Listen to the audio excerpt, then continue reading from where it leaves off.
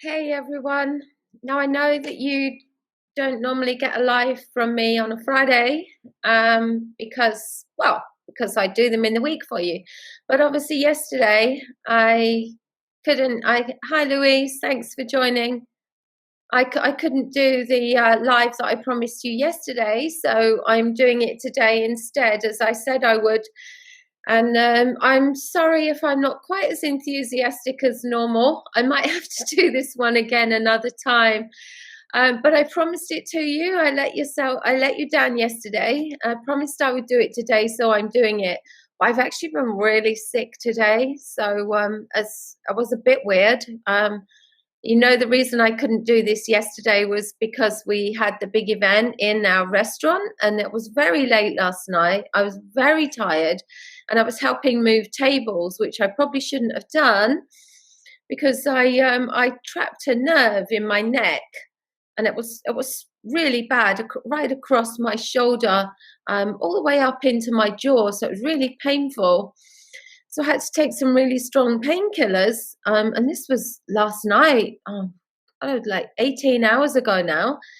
And because I don't ever take any tablets, it must be a year since I even had a headache tablet. I just don't take them.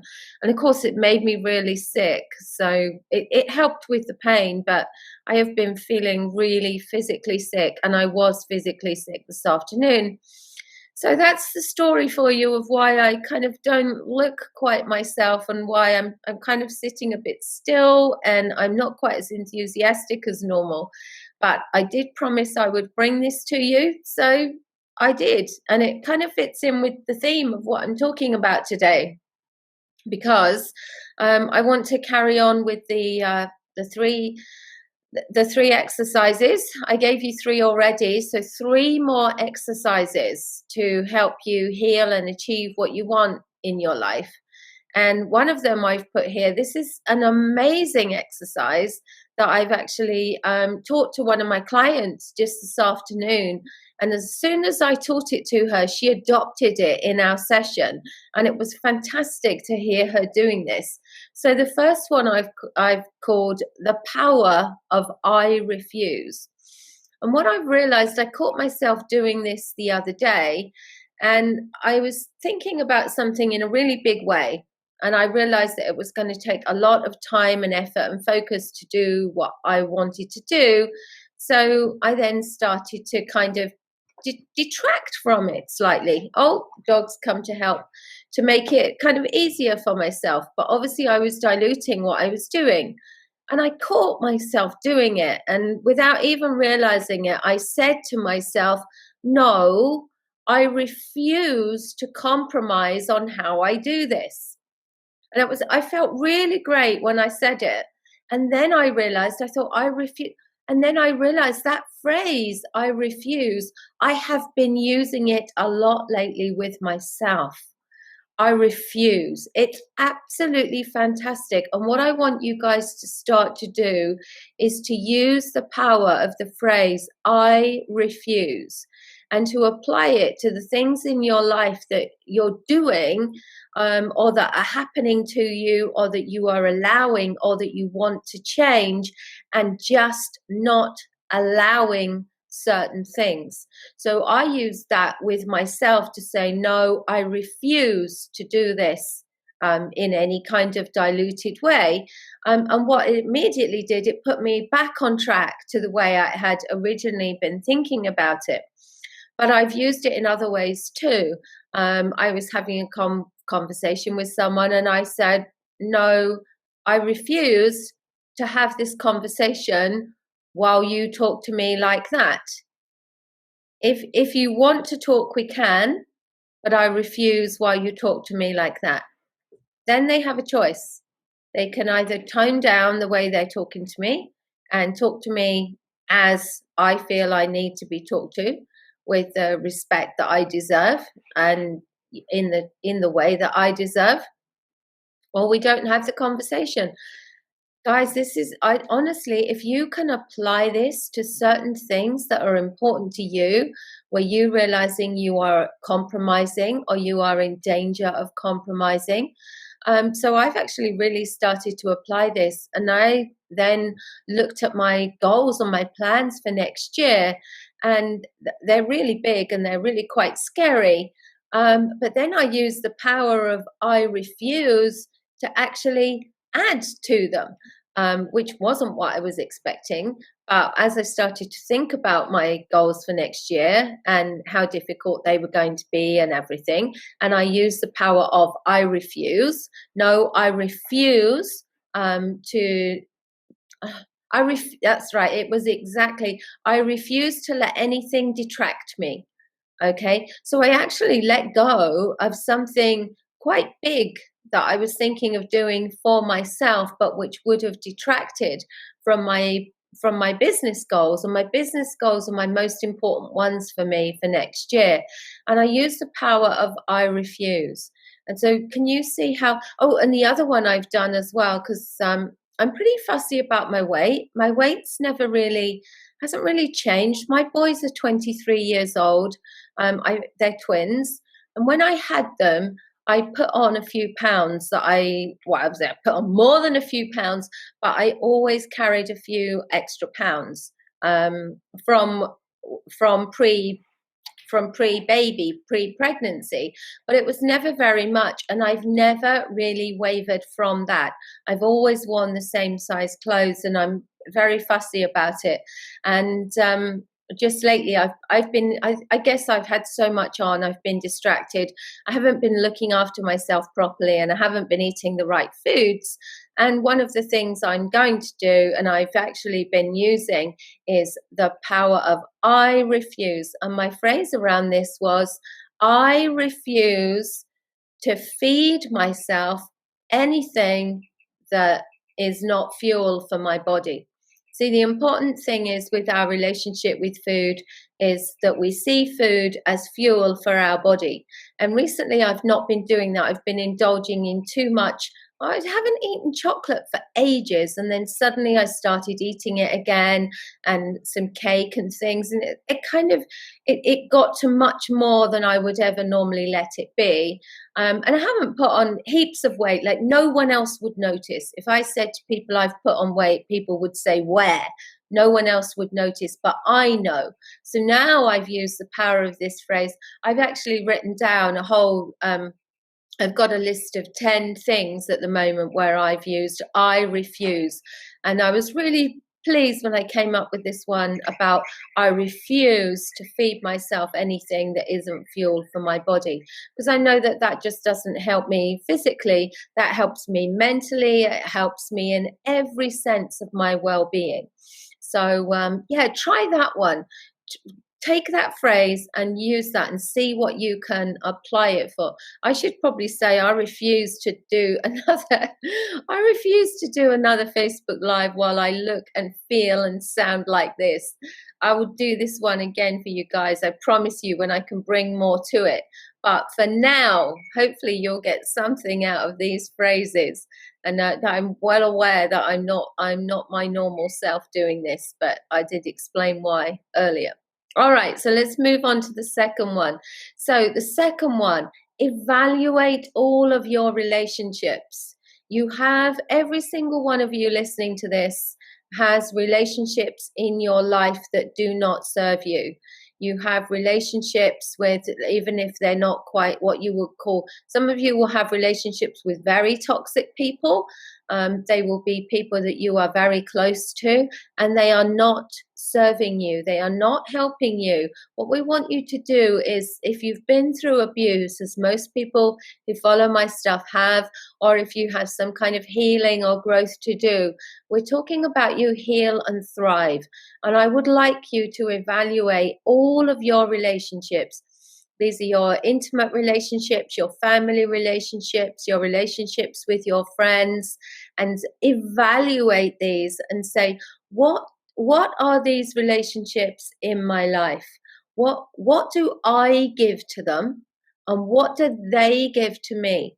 Are these one-way relationships? Do I give too much? Am I people-pleasing? Am I compromising? Are they relationships where I'm taking too much? Do these people have too much influence on my life? Am I letting them tell me things and influence me in ways that they probably shouldn't, ways that don't serve me, ways that aren't good for me? So have a look at all of those relationships, and write this down. Make a note, of your friends. What do your friends give to you? What do they add to your life? What do they take from you? How do they drain you? How do they support you? How do they elevate you? And really evaluate what you get from all of these relationships. Because if you're really going to heal and thrive in life, then there comes a point. Sorry, you can hear my throat. That's where I was actually physically sick earlier. I'm sorry, I didn't realize I would struggle so much talking. Okay, so let's go back to, are there relationships that help you heal and thrive and support you, or are they relationships that take too much from you? So make a list of all these different people and all the positive things about those relationships, all the negative things, and then decide which ones are you going to keep hold of. You don't necessarily have to cut people from your life, but maybe some people you need to spend less time with. Maybe you need to introduce other people to your life. You need to find different friends, start doing things with different people. It's entirely up to you. I know that I did this exercise for myself, and it's extremely valuable. You can start to question as well people's motivations. The people that have a lot to say about your life, have opinions, give you advice, whether you want it or not. What are their motivations for what they're trying to get you to do or not to do? These are all very, very helpful and positive exercises. And the other one is to call yourself out on all of your excuses. And I'm really saying this because I don't just talk to so many people, but because of the kind of Facebook groups and things that I'm in as well, I see people making an awful lot of excuses about mental health, about life, about their situations. And I'm not being compassionate here. I understand, I can tell you, I feel like death myself today. I know what it's like to be unwell, although thankfully, generally, I'm very healthy, and I'm not having a go at people who are generally unwell.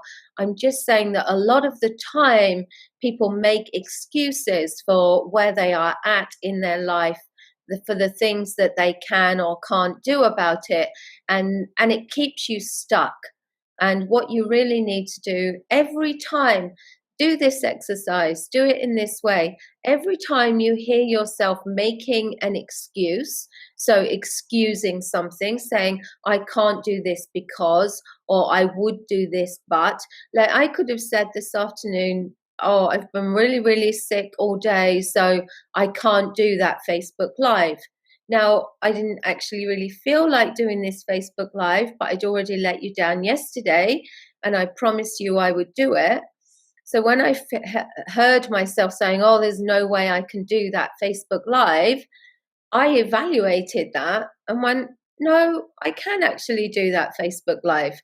I might not feel like I normally feel. I won't look like I normally look, and I won't bring as much to it as usual. But I can do this again another time, but I want to keep my promise. So yes, I can do this. Do you see there's a difference between I can't, or how well can I do it right at this moment, or can I do it to the best of my ability? Because sometimes we put off things. Perfection is a wonderful tool for keeping us stuck.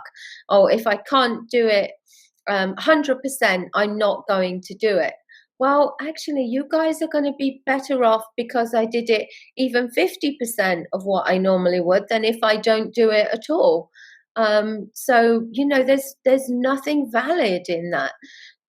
So every time you hear yourself, and do it for other people as well, don't necessarily call them out on it. That might not go down too well. It depends if you have their permission to do that. I have people in my life, some of my really good friends, And we have permission to do this with each other, and we call each other out on our excuses all the time. So yeah, by all means, but make a note of the things that you are making excuses about. Are they valid or are they not? Are they real excuses? Are they genuine? It's things like, I will see people, let's take mental health. So people will actually say things like, oh, I can't change this because I can't change this because it's hereditary. How valid is that? How, for most mental health issues these days, we know that saying they're hereditary is actually, it's not really accepted medical practice anymore, because we know how much the mind can change. You guys who listen to me, I teach you week in, week out, day in, day out about, oh, thanks, Louise. I just saw your comment about getting well. Thank you. About how the mind, we can, everything that the mind can conceive, the mind can achieve. So all these excuses, these things, people are even still, people will say, oh, I can't work because of my anxiety. Oh, I can't work because I'm so depressed. I can't. I'm not saying that these things aren't difficult. Everything in life that is worthwhile is usually difficult, has a difficult element to it, but it doesn't mean that it can't be done. And it goes back to the post that I wrote this week about, it doesn't matter how much information I give you, how much teaching I give you, if you don't apply it and you're not committed to it. And I think that these 3 exercises, along with the 3 that I gave you on Wednesday, if you go back to my live and look those up, that's 6 very powerful exercises. And if you apply them to your life, you and your life will change, but only do it if you do it in but will only change if you do it in a very persistent and consistent and dedicated way. And you will find that people who create change in their lives, that's what they do. It's about consistency. It's about getting uncomfortable and challenging yourself. So you like that? Good. Okay. I like those points too. I'm sorry that I haven't kind of brought more enthusiasm to this today. I really am feeling not very well at all. And I'm going to leave that live there now. But I hope it was of some use to you. I will go over this again with more enthusiasm and energy. Imagine if you go back over Wednesday's live now and you add these 3 exercises to those 3 and you start to work on these. Challenge yourselves to do it. Apply these this weekend to your life and see what it brings up for you. See what you discover and how you feel, especially the power of I refuse. I refuse is a great one for letting you see what you were letting happen, what you were allowing. So please give those a go. And forgive me for my lack of, what do we call it? Exuberance, energy, enthusiasm today. But I'm sure this will still be of some value to you. I hope you all have a really great weekend, and I will be back next week. I'm actually doing a series next week. I'm going to give you 4 lives next week, Tuesday through to Friday, and I'm doing a 4-part training on panic attacks. So I speak to a lot of people and see a lot of people who have those, obviously. So yeah, that's what we're doing next week. Not 3 lives, but 4 lives from me. And we'll be thoroughly looking at the topic of panic and what you can do to help yourselves there. Because again, this is an area where I see people making so many excuses. People saying, oh, I get these panic attacks. I've been told that I'll always have them. Well, I'm sorry if a doctor or a therapist has told you that you will always have them. But how true is that? Nothing stops you doing your research, trying to deal with that for yourself. If one doctor or one therapist has told you that, I can tell you there are a million more that won't. And if you only have to do a small amount of research. All of you who are watching this have Google at your fingertips, and you can research the latest thinking on anything. But let's take panic attacks. And if anyone just Googled what's the recent thinking on panic attacks, they would have to call themselves out on their excuse of, oh, there's nothing I can do, I'm going to have this forever. Because that is not, that's very old hat, that's very old school type theory that we don't really buy into anymore. Every one of you watching this has within you everything you need to be whoever you want to be, to do whatever you want to do. You just have to believe it and go for it in a committed way, and use the kind of exercises that I'm giving you to elevate everything that you can do and everything that you think about for yourself.